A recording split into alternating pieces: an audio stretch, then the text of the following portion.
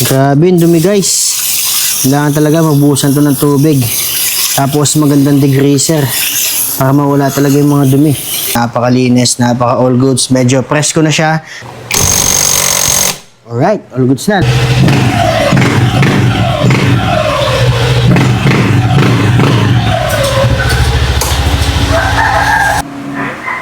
3,289 odo mga bossing. Ito yung first CVT cleaning natin dito sa ating Honda Click 125i. Tapos mga bossing, ang kagandahan dito, isasabay na natin yung paglalagay ng 1,000 RPM na center spring galing sa Keno Racing mga boss. Tapos maglalagay din tayo ng 11 grams straight fly ball galing din yan sa Keno Racing at magpapalit na din tayo ng slider piece. So actually mga bossing, no, kahit stock pa tong Honda Click natin, nakapagpalit na ako dito ng 1,000 RPM na center spring tsaka clutch spring tsaka nagpalit na din tayo ng fly ball, pero hindi pa tayo nag first CVT cleaning dahil nga mababa pa lang yung odo niya. Ngayon, ito na yung first CVT cleaning natin at isasabay na natin yung mga papalitan natin. At ito guys, yung mga gagamitin natin: impact wrench, panglinis ng panggilid, at meron din tayong high temp na grasa mga bossing. So tara, umpisa na natin yung paglilinis dito sa CVT na itong ating Honda Click 125i. Let's go! At ito nga pala guys, yung gagamitin nating impact wrench, Makita impact wrench mga bossing. Yan, isang set na siya. So maganda to mga bossing, no, kung mahilig kayo mag DIY ng mga panggilid ng mga motor ninyo, ito mga bossing, napakalakas nito.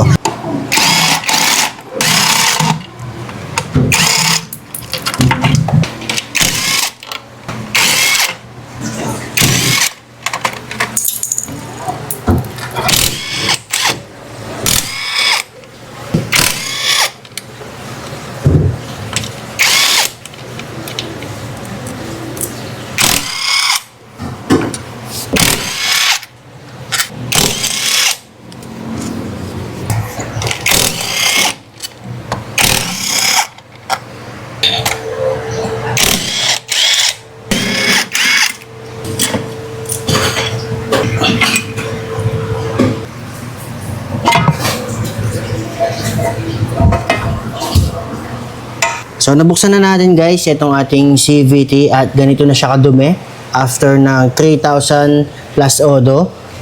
Yan, sakto lang naman, hindi naman masyadong madumi, pero madumi na talaga siya guys. Kailangan na talaga siya linisan. Ayan. Tapos pagbubuksan nyo itong CVT cover niya, meron tayong 10 tornilyo. Tatlong sizes sila mga bossing. Ito may dalawang mahaba, saktong haba. Ito yung tatlong maliit mga bossing. Bali 10 volts yan dito sa crankcase natin. Yan guys. Oh. So lilinisin natin ngayon ito guys, para maganda yung takbo ng ating Honda Click. Tapos syempre sasabay natin palitan yung ating mga flyball, center spring tsaka slider piece. Okay, so tanggalin na natin yung pulley nut natin gamit tong 22mm at itong ating Makita impact wrench. Basic.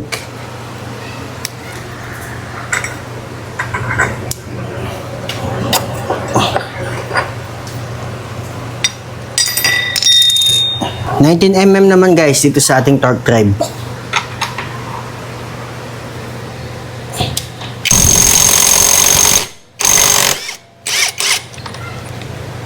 Yun, basic lang guys. Napaka solid, Makita impact wrench.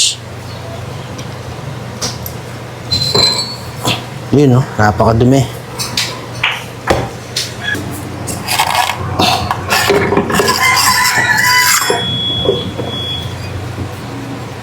Dumi na niya guys, oh. Kailangan talaga malinisan. Pati itong loob. Check naman natin itong pulley. Pulley.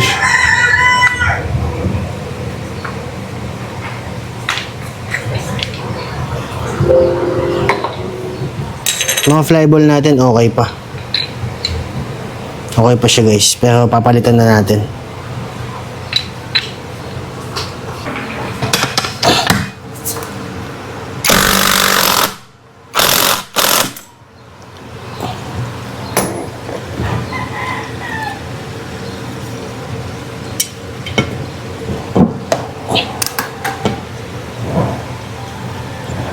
Yan mga bossing, natanggalan natin itong ating mga part na CVT. Ito yung torque drive natin mga boss. Yan, napakadumi. Kailangan talaga malinisan. Ito naman yung bell housing natin. Ito, papalitan na natin ito mga bossing. At ito naman yung ating drive face. Ito yung ating pulley. Ayan guys, so napakadumi. At ito naman yung clutch assembly natin guys. Di na natin tatanggalin to mga bossing. At ito rin pala mga bossing, lilinisin din natin itong ating crankcase cover. Yan, makikita nyo. Napakadaming grasa. So ayan, tara. Linisin na natin to.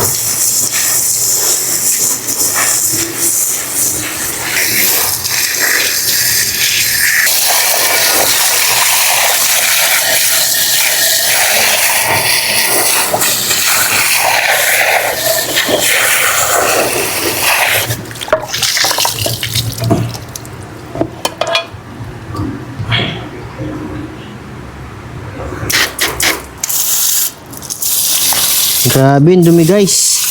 Kailangan talaga magbuhusan to ng tubig. Tapos magandang degreaser para mawala talaga yung mga dumi. Ganyan ako maglinis ng CVT guys. Kahit dati pa doon sa aking Sporty, MIUI, para malinis na malinis mga bossing. Tapos kuha tayo ng degreaser.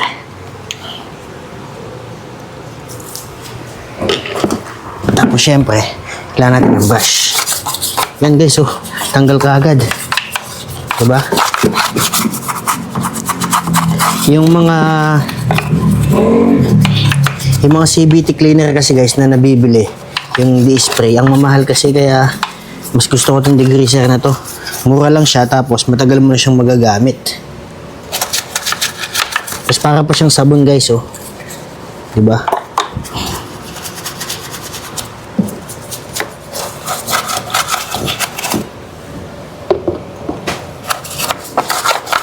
Tanggal talaga yung mga dumi guys kapag ka engine degreaser o all-purpose degreaser yung gamit nyo. Tanggal libag.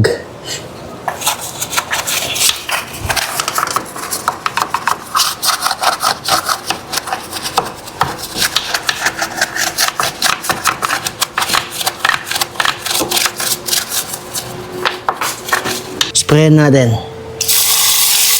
Yun o. Kita nyo naman guys o. Oh. Tanggal talaga guys. Ayan, konting punas na lang. All goods na to. So dapat patuyuin natin siya na maayos.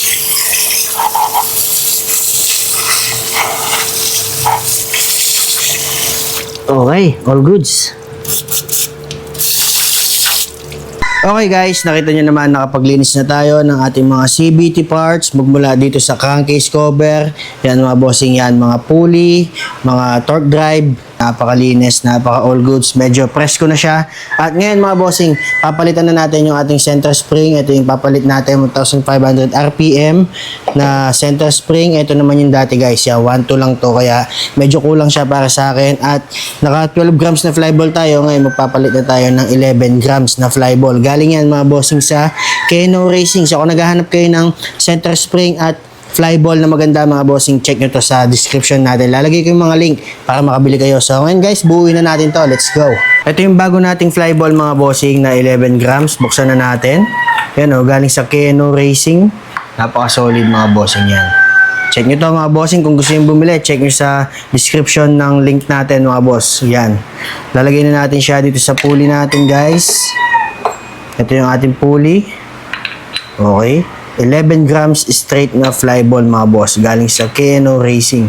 And guys, so pati yung design niya guys, nagustuhan ko, kulay pula. Parang ngayon pa lang ako nakagamit ng flyball na ganito guys eh. Yan, tapos steady muna natin to dito. Bubuksan na natin ngayon yung ating mga bagong slider piece. Actually guys, pwede pa yung mga luma nating slider piece, pero para mas maganda talaga, magpalit na tayo ng bago guys. Ayan o. Ito yung backplate natin, lagay na natin yan. Wait lang, baltad. Yan, tingnan mo. Pag bago yung slider piece mga boss, makakapit talaga. Yan o, mas maganda to guys. Talagang kapit na kapit yung mga slider piece. So, walang tunog to mga bossing, walang kalansing. Pag ilalagay natin yan guys, pag ganito. Yan o, oh, walang alog. Kahit alugin nyo yan, wala siyang alog. Buuin na natin itong ating torque drive. So, ang gagawin natin, sasamahin lang natin to. Male tsaka female.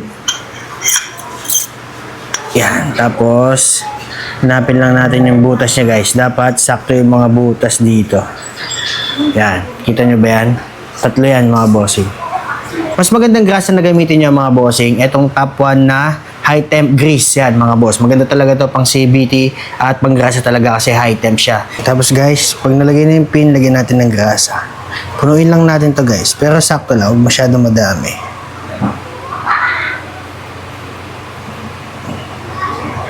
Tapos yung kabila.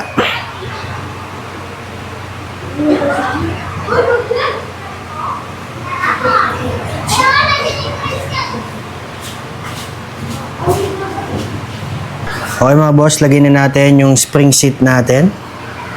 Shoot lang natin ng ganyan. Kahit di nyo na masyadong pindutin yung spring seat natin, okay lang yan. Kasi kapag nilagay natin itong center spring, mapipit-pit naman yan guys. Dati, center spring natin, 1.2 RPM. Ngayon, bumili tayo ng bago, 1,500 RPM, galing sa Keno Racing. So, unboxing natin mga boss. Yan, ito siya. Yan o, 1,500 RPM. So, mas mahaba to ng konti guys. Yan, medyo mahaba ng konti itong bago. So, ngayon, syempre, lagay na natin to guys. Para makita na natin. Yan, lagay natin dito sa spring seat. Tapos, lagay natin to sa taas. Yun, sakto.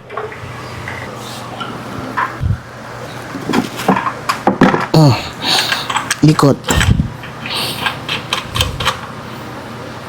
Okay guys, hipitan na natin ngayon. Hey, angas. Okay, kompleto na mga bossing yung ating mga CVT parts. So ngayon, gagawin na lang natin, syempre, install na natin dito sa ating Honda Click. Bago ang lahat mga bossing, maglalagay muna tayo ng grasa syempre. Konti lang. Syempre guys, dito din sa ating torque drive.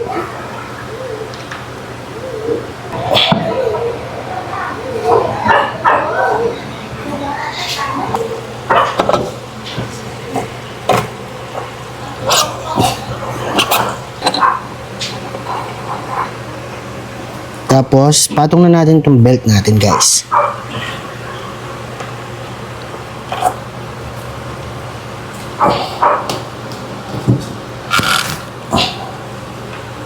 Iyon, oh. Next naman, itong drive face.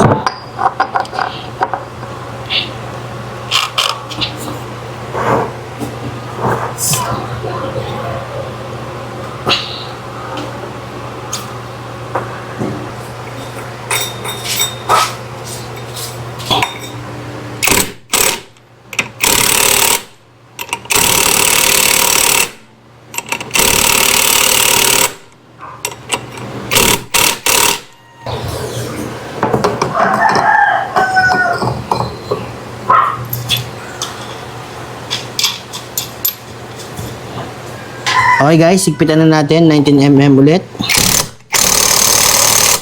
Adjust natin ng konti. Alright, all goods na. Mga bossing, no, na-install na natin yung ating CVT. Crankcase na lang yung kulang. Pero bago natin ilagay mga bossing, syempre, check muna natin. Pandarin muna natin itong ating motor para malaman natin kung may naiwan ba tayo, may hindi tayo nilagay. Pero feeling ko naman guys, all goods naman lahat na nilagay natin. Pero syempre, para sure, testingin muna natin. Start!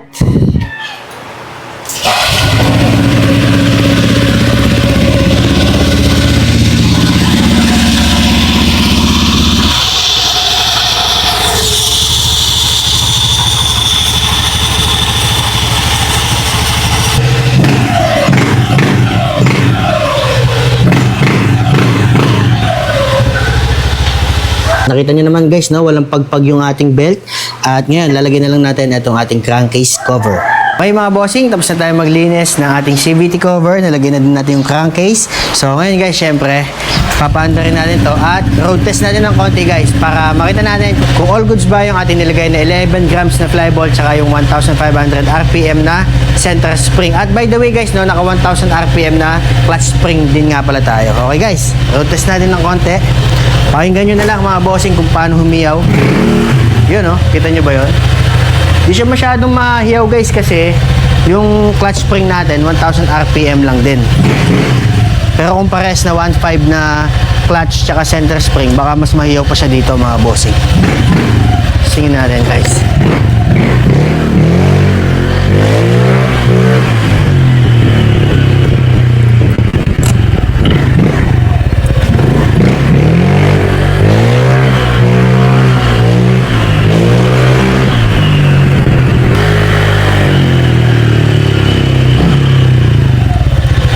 Lakas mga boss. Lakas ng tunog.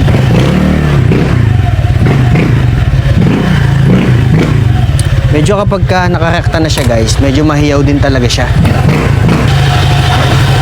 So yun guys, no, kung nagustuhan nyo itong video na to, like, share, subscribe dito sa ating channel. At maraming salamat sa mga nanood. Sana guys may natutunan kayo sa mga naka-Honda Click dyan kung paano maglinis ng CVT. At kung gusto nyo bumili ng mga ginamit nating tools, mga flyball, mga center spring, yung grasa natin na pwedeng gamitin dito sa CVT natin guys, ilalagay ko mga link dyan sa description para maka-order din kayo. Maraming salamat mga bossing.